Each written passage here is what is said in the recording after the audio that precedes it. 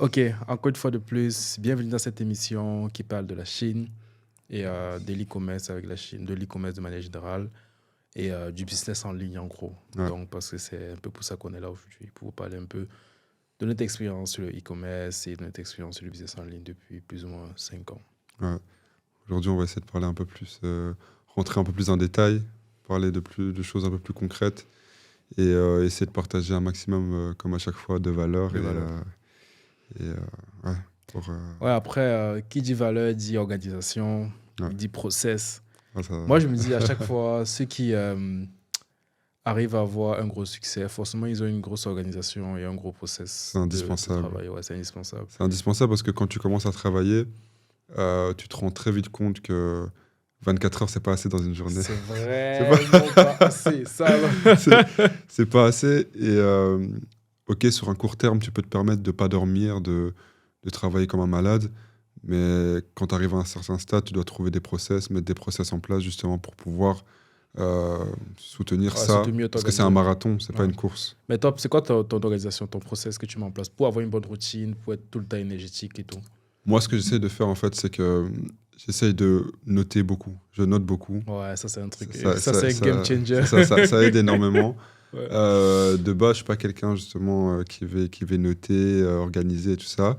Mais quand j'ai commencé à faire du e-commerce simplement, je me suis rendu compte que c'était indispensable de noter parce que tu as 1000 choses qui te passent par la tête. Là, par exemple, un bête exemple, on a le studio, on a nos marques, on a trop de choses. Donc, si maintenant tu notes pas, tu vas te Ouais, perdre. peux Tu vas pas, te perdre dans ta t'en journée. sors pas. Et en Ouais. fait, tes heures ne vont pas être utilisées de la bonne De manière. la bonne manière, exactement. Et ça, c'est mauvais. Là, par exemple, je me retrouve à venir au studio pour faire une tâche. Après, je me retrouve à lancer la publicité alors que c'était pas prévu.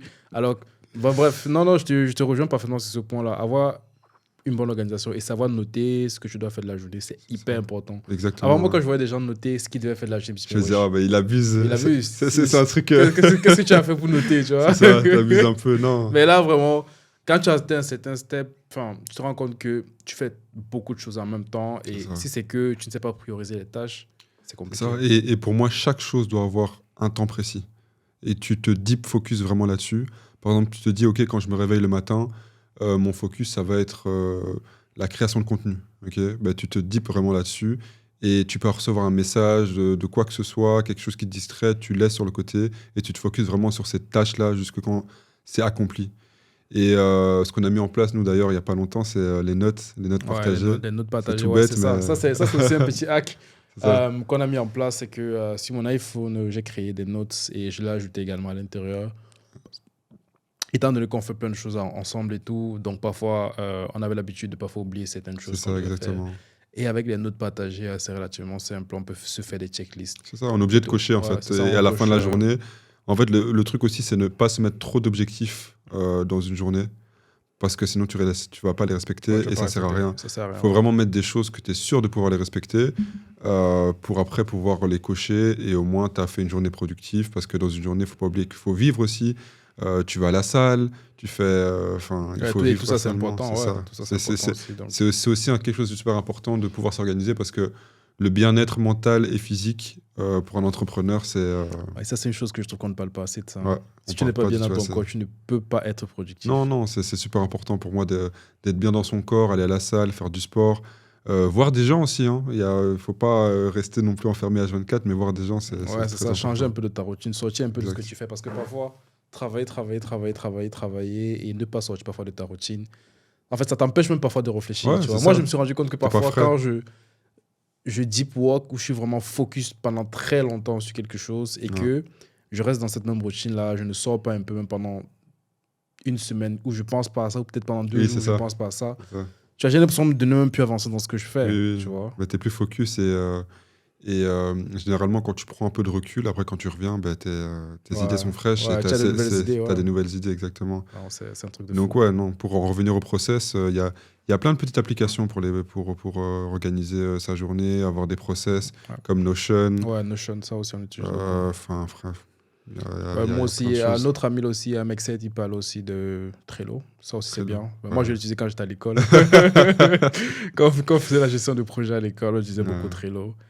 Ouais, s'il y a des trucs beaucoup plus poussés, ouais, Big Bucket, bref, il y a des trucs un peu plus poussés, mais bon, c'est pas le but. Là aussi, on n'essaye pas de mettre des process dans l'entreprise non plus, Oui, non, c'est ça. mais des process qui sont Personnel. propres à nous et personnels et qui te permettent juste d'avoir une meilleure organisation, tu vois. C'est ça, Donc, exactement. nous, pour Trello, les notes nous suffisent amplement pour ce qu'on fait. Donc, voilà, C'est vous ça. avez plus que ça. Non, clairement. Notion aussi, c'est pas mal. J'aime Ouais, beaucoup. Notion aussi, ça c'est Franchement, c'est bien vraiment aussi. pas mal, Ouais, je ce qu'on trouve. fait. Et c'est pas si compliqué à mettre en place. Et une fois que c'est mis en place, c'est super interactif. Et je trouve ça plutôt pas mal. Ouais, donc c'est ça. Ouais. Et c'est pour ça aussi que même par exemple pour s'organiser, par exemple pour les créatifs, ça aussi c'est un point très très important. Par Ouais. exemple, quand il faut faire les créatifs, il faut lancer des ads, c'est très très très très brouillon, c'est que tu n'es Ouais. pas organisé. Non, c'est Tu ça. vois. Et il faut comprendre que dans les créatives, il y a 3 parties. Donc, dans une vidéo, il faut voir ça en 3 parties. Donc, tu as le hook du début, tu as le corps de la vidéo, et à la fin, tu as le call to action. Et c'est super important de comprendre ça. Pourquoi ? Parce que avec 2-3 vidéos, en fait, tu peux en créer des multitudes. Parce que tu peux faire des mix de vidéos. Et tu peux prendre, par exemple, le hook qui a bien fonctionné avec une vidéo, le mettre avec le corps de vidéo qui a fonctionné avec l'autre vidéo, et le call to action qui a fonctionné encore avec une autre vidéo, et faire des mix. Et c'est ce qui va te permettre d'avoir, avec 3 vidéos, 9 vidéos, tu vois. Et je trouve ça vraiment super intéressant et super important de comprendre ça, parce que pour les créas, c'est un game changer. Et pour ça, il faut avoir de l'organisation. Il faut avoir de l'organisation. C'est ça. C'est très très important. C'est pour ça que je rejoins ce que tu dis parfaitement. Tout passe par l'organisation. Ouais. Tu vois. Non, clairement. Par exemple aussi, là, ce qu'il faut savoir, c'est que, pour résumer, en fait, ce qu'il essaie de dire, c'est que lorsque vous lancez une marque, vous avez besoin de tester énormément de créatifs en masse. C'est un Tu game vois, de donc, créa maintenant. c'est un game de créatifs, ce n'est plus un game de mots-clés, de mots-clés, Non. de je sais pas quoi, de stratégie, de A, B, O, C, B, O. Facebook s'en fout de ça, tu vois. C'est un Donc, c'est game de maintenant créa. un game de créatif. Et Ouais. quand tu testes tes créatifs, tu dois être super organisé dans ton process de testing. Tu dois être super organisé dans ton process de testing de créatif. Ouais. Et ouais, donc ça rejoint parfaitement ce que tu dis. Non, c'est ça. Quand tu as des créatives, tu dois bien les structurer, bien les organiser. Cette créative, j'ai reçu des rushs de ça. Cette créative est déjà montée. Cette créative est publiée en ads. Surtout quand tu scales. C'est ça. Quand tu scales, tu là, fais ça énormément devient- d'itérations des créatives Bien qui sûr. fonctionnent, tu vois. Donc C'est c'est ça ça. que c'est que tu as un bon process d'organisation par rapport à tout Tu ça. vas t'y perdre. Tu vas t'y Ouais, tu perdre vas te perdre, simplement, et ça va être du temps perdu. Qu'alors, si maintenant, comme j'ai dit, tu as un dossier Google Drive dans lequel tu as le hook, le core et le call to action, tout simplement, après, tu vas piocher dans tous tes hooks, tu vas piocher dans tous tes cores, tu vas piocher dans tous tes call to action. Exactement. Et après, tu fais des itérations, et Tu ça fais te des permet d'être itérations. organisé et être beaucoup plus rapide dans ton travail. Ouais, c'est ça. Et moi, majoritairement, voici comment moi je m'organise, par exemple. Quand je dois monter des créatives pour les marques qu'on a, j'ai un dossier, comme tu as dit, des hooks, du core et du call to action. Ce que je fais lorsque je regarde les statistiques sur Facebook, c'est que même si une créative n'a pas fonctionné, je me base énormément sur le hook rate. Bien sûr. Tu vois, Ouais, donc c'est important, ça. là, Non, c'est important. Hein. là, ça fait que je peux faire des combinaisons du hook rate qui a bien fonctionné avec un all rate qui a bien fonctionné. Tu vois, par Exactement. exemple, si une créative n'a pas... J'ai par exemple lancé une créative, la créative n'a pas bien fonctionné, mais par contre, elle avait un bon hook. Ouais. Tu vois. Et j'ai lancé une autre créative, par exemple, elle n'a pas bien fonctionné aussi, mais par exemple, elle avait un bon all rate. C'est ça. Tu vois. C'est ce qui fait que je prends les deux, Fusion. je fusionne, tu vois, Ah je non, fusionne c'est les vrai, deux. c'est vrai. Et j'essaie peut-être de changer le call to action, je laisse peut-être le même, je teste comme ça. Et puis, j'ai déjà eu des créatives winners qui sont sortis comme ça et que j'ai bien scalé, tu vois. Non, bien sûr, c'est pour ça que c'est super important de savoir aussi analyser une vidéo et une créa, et ne pas juste se dire, ah ben tiens, elle fonctionne ou elle fonctionne pas, mais essayer de comprendre pourquoi elle a Ouais, fonctionné. pourquoi elle a fonctionné. Ça, c'est très pourquoi important. elle C'est n'a un pas truc, par exemple, que fonctionné. je faisais pas avant, tu C'est vois. ça, ouais. Bon, avant, ça, c'est quand je faisais du dropshipping. Je lançais juste des créatifs pour lancer, tu vois. Tu C'est vois la créative, c'est un concurrent, ou tu C'est prends une ça. vidéo chez un concurrent, une photo chez un concurrent. Ouais. Tu lances, ça fonctionne, ça fait des ventes, tu t'en fous. Tu Tu n'as même laisses. pas compris pourquoi ça Tu fonctionne. comprends pas, c'est ça, exactement. Mais le problème, c'est que si tu comprends pas pourquoi ça fonctionne, Tu tu pourras vas pas jamais pouvoir itérer. réitérer, c'est ça, Ouais, c'est ça. exactement. Alors, Et, si tu comprends vraiment pourquoi ça a fonctionné, après, tu sais que, ok, c'est peut-être parce qu'il a dit ce mot-là, Ouais, après, dans toutes exactement. les C'est hyper créas que tu vas important. faire, Non, tu non, vas, pour tu moi- vas réutiliser. Et ouais, c'est hyper important de comprendre la logique de ce que tu fais, tu vois. Si tu comprends la logique de ce que tu fais, c'est très, très, très facile d'itérer, en fait. Par exemple, les marques qu'on a aujourd'hui, si on veut recréer une autre marque, on va pouvoir le faire. Tu vois, Bien sûr. on va pouvoir faire des ventes, on va pouvoir monter un KD, 2 KD, 3 KD. Ouais. Parce qu'on a le process, parce qu'on a compris comment on C'est le super fait. important, ça aussi. Tu parles de process. En fait, quand tu as une marque et que tu as réussi à mettre tout un process, et quand je parle de process, c'est vraiment tout ce qu'il y a autour de la marque en place, Après, rien ne t'empêche de prendre une autre marque, relancer la même marque, enfin une autre marque, un autre produit, lancer le même produit, et tu as déjà tout le process qui est en place et tu sais déjà comment ça fonctionne. Et après, ça devient une usine. Ça devient vraiment une usine. C'est ça. Une usine. Mais c'est pour ça que c'est important d'avoir des process et pas juste faire les choses pour les faire et ne pas comprendre pourquoi tu les as fait. Donc, pour moi, c'est hyper important. C'est pour ça que je dis toujours, là, actuellement, Facebook, moi, je fais mes campagnes les plus simples possibles. Je n'ai plus une structure compliquée par rapport à mes campagnes Facebook. Tu vois. Avant, il fallait tester en CBU, après faire ci, après faire ça. Voici comment je structure mes campagnes Facebook. C'est relativement simple. Quand j'ai des bonnes créatives, winners déjà. C'est ce qui génère de l'argent. Tu vois, c'est ce qui génère de l'argent. Une campagne ABO, là, dans laquelle je teste mes créatives. Si la créative fonctionne bien, j'ai une campagne CBO dans laquelle je scale toutes les créatives, tu vois. Et j'ai maintenant la campagne de retargeting pour retargeter. Là, c'est uniquement maintenant des campagnes où je mets avec un code promo et tout ça. Et avec une campagne de whitelisting aussi, tu vois. Ça, bon, après, bien sûr, il y a moyen d'aller plus loin. Ouais, il y a moyen d'aller plus loin. Mais pour moi, ça, c'est le basique, ouais. tu vois. Ça, c'est le squelette. C'est le squelette, c'est la forme basique. Et avec ça, tu peux déjà monter à 5 à 7 KD. Tu vois. Facilement. Donc, ouais. Pour moi, mais il faut comprendre comment faire de bonnes créatives qui performent. C'est super important parce qu'en fait, ce qu'il faut comprendre, c'est qu'aujourd'hui, Facebook va plus mettre en avant des créas qui plaisent pas aux gens. Parce que pendant tout un moment, Facebook bombardait de pubs, donc les gens se faisaient bombarder de pubs sur Facebook, Insta, et ils ont compris que ça énervait les gens. Et donc maintenant, ce qu'ils font, c'est qu'ils aiment quand, même en tant que marque, tu pousses du contenu qui intéresse les gens et du contenu qui est qualitatif. Et si tu arrives à faire ça, Facebook va te mettre en avant automatiquement. Et c'est pour ça que généralement, quand tu regardes bien, quand tu as des créas qui font beaucoup d'interactions, tout de suite, Facebook te met beaucoup plus en avant que comparé à d'autres créas qui font moins d'interactions. Ouais. Pourquoi ? Parce qu'il faut comprendre que Facebook, leur but, c'est quoi ? C'est que tu restes sur leur application, tu vois. Meta, ils veulent que les gens restent sur leur application, c'est comme ça qu'ils gagnent leur argent, tu vois. Ça. Mais si maintenant, ils mettent du contenu de pub, de gens, de tout et n'importe quoi qui n'intéresse pas les gens, ça va énerver, les gens vont quitter l'application, ils vont aller sur une autre application et c'est pas leur but.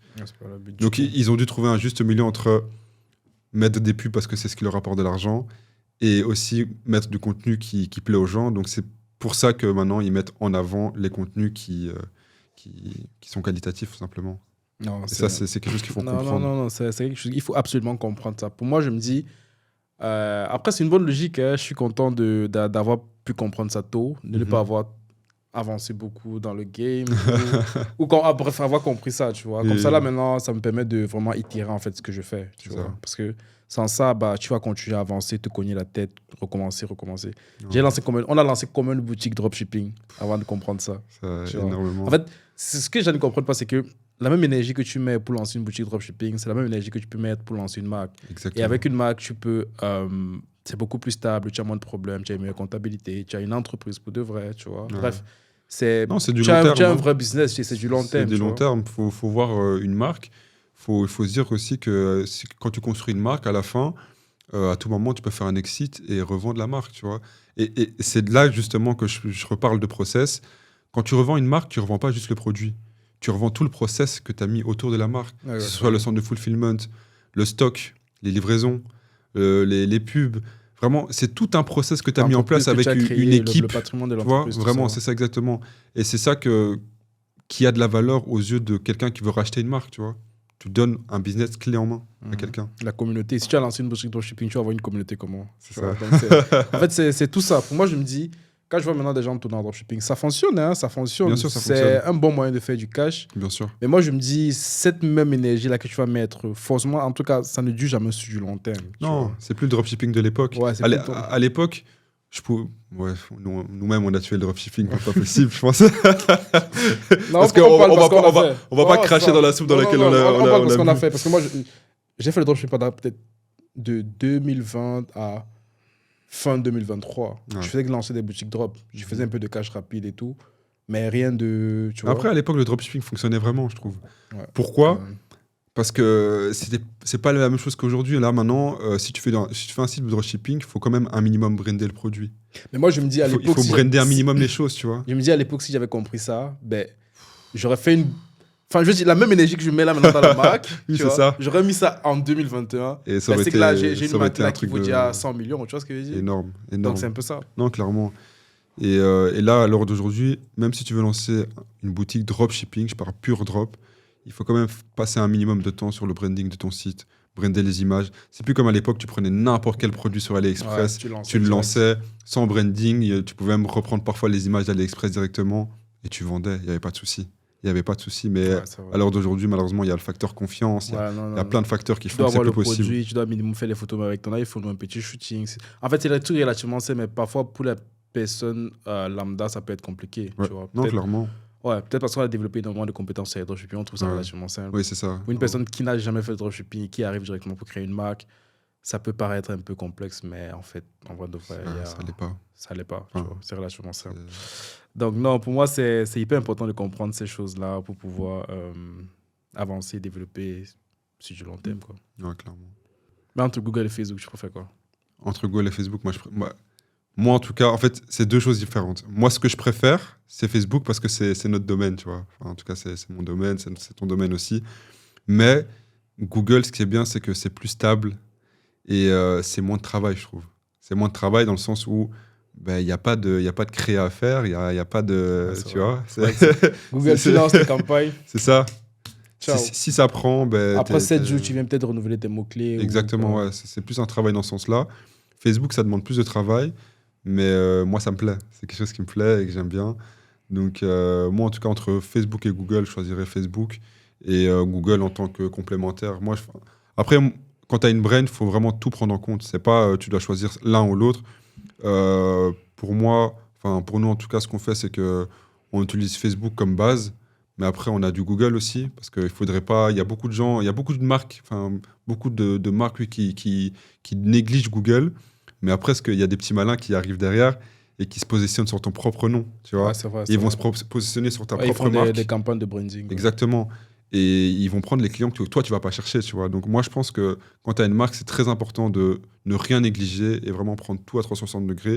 Et je dis pas être à fond sur toutes les plateformes, mais au moins être présent sur toutes les plateformes pour pas te faire, entre guillemets, devancer Ouais, ou c'est qu'on vrai. vienne prendre ta clientèle Ouais, via ton nom, tu vois. minimum lancer une campagne de branding. Enfin, C'est ça. quand tu tournes déjà à au moins 1000 euros sur Facebook, ben Ouais. lance au moins une campagne de branding sur Google. Tu mets C'est 10 ça. euros par jour. Exactement. Merci, au revoir, C'est tu vois. suffisant. Juste histoire qu'on vienne pas se positionner sur Ouais, ton c'est ça. propre nom. C'est bête. Ça serait vraiment bête. C'est vraiment bête. Mais ouais, non, clairement, moi, je suis du même avec toi. Je fais beaucoup de Facebook. Je maîtrise bien Facebook.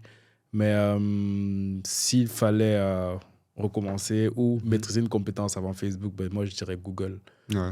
Enfin, en tout cas, les deux quand même, ouais. Mais Google, quand même, ça me plaît beaucoup, tu vois. J'aurais aimé mieux développer ça ou mieux comprendre ça un peu plus tôt. Mais ouais, là, tu n'as rien à faire parce que Facebook, il faut tout le temps renouveler les C'est créatifs. du Mais travail. bon, encore une fois de plus, quand tu as le process, c'est relativement simple. C'est ça. Mais avec Google, c'est encore beaucoup plus simple, quoi. Mais bon, là, quand même, avec Google, ça prend beaucoup plus de temps pour démarrer par rapport à Facebook. Facebook, tu peux lancer une créative et après 2 jours, 1 jour, tu as des résultats directs. Mais Google, quand tu lances une campagne PMAX ou une campagne de branding, là, c'est peut-être après 7 jours que tu peux potentiellement avoir des résultats par rapport à ça. Ouais, non, clairement. C'est sûr que Google, il faut être plus patient. Mais une fois que la machine est lancée, c'est lancé. Ouais, c'est lancé, ouais. C'est lancé. Une fois que la machine est lancée, c'est lancé. Ça, je suis d'accord. Donc, Quand la machine est lancée, c'est bon, c'est donc, lancé, tu vois. ouais, non, je pense que c'est un tout. Mais, ouais. Faut pas négliger ni l'un Non, ni non, l'autre. je trouve que c'est une très, très bonne chose. C'est une très, très bonne chose. Et ouais, pour moi, c'est good. Il y a quelque chose aussi par rapport que j'aimerais parler qui est un peu nouveau ces derniers temps. C'est que maintenant, ce que Facebook fait, c'est que quand, par exemple, tu as un produit, ben, ce qu'il va faire, c'est qu'il va montrer les mêmes en ads, ben, tu vas passer avec tous tes autres concurrents. Tes concurrents, ouais. C'est ça. Donc, tu vas passer avec tes concurrents. Et c'est pour ça que là, maintenant, c'est d'autant plus important d'analyser déjà ta concurrence et essayer de faire des offres la plus attractive possible. Parce qu'il faut savoir que si maintenant tu as une marque et tu lances des pubs, ben, les gens vont voir ton produit. Ensuite, ils vont voir le produit de ton concurrent ouais. et ainsi de suite. Tu vois. Ouais, non, c'est pour ça que moi, je dis que sur Facebook, il faut énormément avoir une bonne offre. Tu vois, Ouais. généralement, L'offre est super important. ouais, c'est super, super important. Tu vois, généralement, quand on lance un produit, tu peux pas te permettre de venir sur un marché où tu as déjà des concurrents et lancer le même produit que tes concurrents, mettre le même prix que tes concurrents, mettre un prix plus élevé que tes concurrents, tu vois. Ou ne pas avoir une offre qui te différencie de tes concurrents. Vous pouvez avoir le même produit, mais vous avez des offres différentes. C'est ça. Alors là, les clients vont préférer toi par rapport à eux. C'est ça, Tu ouais. vois. Parce que Facebook, comme tu dis vraiment, Facebook, vraiment, ils mettent ta publicité, la publicité du concurrent collée comme ça. C'est Tu vois. ça. Donc, quand Ouais, tu c'est passes à ça. Marketplace, là, tu vois, tu scrolls, tu vois vos deux publicités bien collées. Ouais. Donc, si tu n'as pas une offre qui te différencie de ton concurrent, bah, tu vas perdre, quoi. Enfin, C'est ça. il va prendre tes parts de marché. Exactement. Et là, maintenant, il y a une stratégie, d'ailleurs, c'est un petit banger. Il y a une stratégie qui fonctionne énormément en ce moment, c'est décrédibiliser décrédibiliser tes concurrents. Ouais. Donc, par exemple, si tu as un concurrent, ben, tu prends son produit et t'expliques pourquoi le tien est le meilleur. Simplement. Ouais, ça va. Mais C'est- pour ça, il ne faut c'est- pas avoir le même fournisseur. Ah, ouais. Tu parles par expérience. Donc, non, mais c'est clair. Ça, c'est un truc à faire qui peut être bien. C'est une stratégie à tester aussi. Ouais. Parce que dis-toi que, par exemple, généralement, on a des personnes qu'on accompagne également pour leur marque aussi. Ouais. Ils ont un produit, ils pensent que leur produit, c'est le meilleur produit eux. C'est toujours comme ça. C'est toujours comme Tu ça. penses que ton produit, c'est le meilleur, que personne n'a jamais vu d'autres produits comme Ça. ton produit, tu vois. Ça. Mais avant qu'un client achète chez toi, ben, il a déjà vu 5 mêmes publicités comme toi, tu vois. Ça, Et il s'est dit, exactement. pourquoi il va acheter chez toi, pas une autre personne? C'est ça. Et ça, c'est important de faire comprendre ça aussi. Comme tu dis, il y a des gens qu'on accompagne et qui sont là, oui, mais mon produit, il est trop bien. Regardez, il fait ça, ça, ça, ça, il est comme ça. Mais oui, il est comme ça, c'est à tes yeux. Mais ça, déjà, il faut le faire comprendre aux gens. Et ça va se passer dans les créas. Et de deux, il faut que ton offre soit alléchante, tu vois. Tout bêtement, un exemple que je peux prendre concrètement. Demain, je sais pas, tu vends un exemple, hein, une tasse, ok, ou un tapis de course. Un tapis de course. Au lieu de juste vendre le tapis de course tout seul, ben, tu crées tout simplement un petit fichier qui va te prendre 5 minutes à faire soit avec ChatGPT, où tu vas expliquer, ok, pour optimiser votre tapis de course, ben, vous pouvez faire du sport ce jour-là, ce jour-là, ce jour-là, et tu le mets gratuitement, tu vois. Ouais, Tu fais un petit fichier PDF Ouais, en c'est ça, plus clairement. qui explique comment utiliser, pourquoi l'utiliser. Et les gens aiment la gratuité. Donc, C'est ça. aux yeux des gens, ils vont dire, mais attends, j'ai un dossier en plus gratuit. Ah, c'est cool, ok, c'est bon. Ouais, ça augmente la valeur perçue de C'est ça. ton produit. Exactement. Et trouver plein de petites astuces comme ça qui vont justement augmenter la valeur perçue de ton produit et qui va faire que ça justifie le prix de ton produit tout simplement et qui va faire que quelqu'un va acheter chez toi et pas un autre. Ouais, Et ça. c'est tout bête, hein, mais Non, c'est tout ce bête, livret c'est peut vraiment faire tout bête, que c'est vraiment tout bête. ils vont se dire, ah, mais là j'ai un livret gratuit, là-bas je l'ai pas. Là, j'ai pas, C'est ouais. tout bête, hein, mais ça peut faire la différence et on l'a déjà vu dans nos boutiques, tu vois. Ouais, c'est ça. Ou tout simplement aussi faire des bundles Ouais. pour sur votre boutique, par exemple. Un acheté, un offert, 2 achetés, 4 offerts, 6 achetés, 5 Ça, achetés. ça augmente donc, ouais. ça augmente le panier moyen. Ça augmente le panier moyen non seulement, et aussi ça crée aussi un sentiment de plus sur votre client. Tu vois. Il va se dire, ouais, ici, quand je prends 2, j'ai moins 50%. Quand je prends 4, j'ai. Bien sûr. Après, c'est tout un travail psychologique à C'est un faire. travail psychologique à comprendre, mais C'est ça. encore une fois de plus, c'est du test. Il faut beaucoup tester pour comprendre ce qui fonctionne le mieux et ensuite essayer de l'itérer, quoi. Enfin, c'est tout. C'est ça.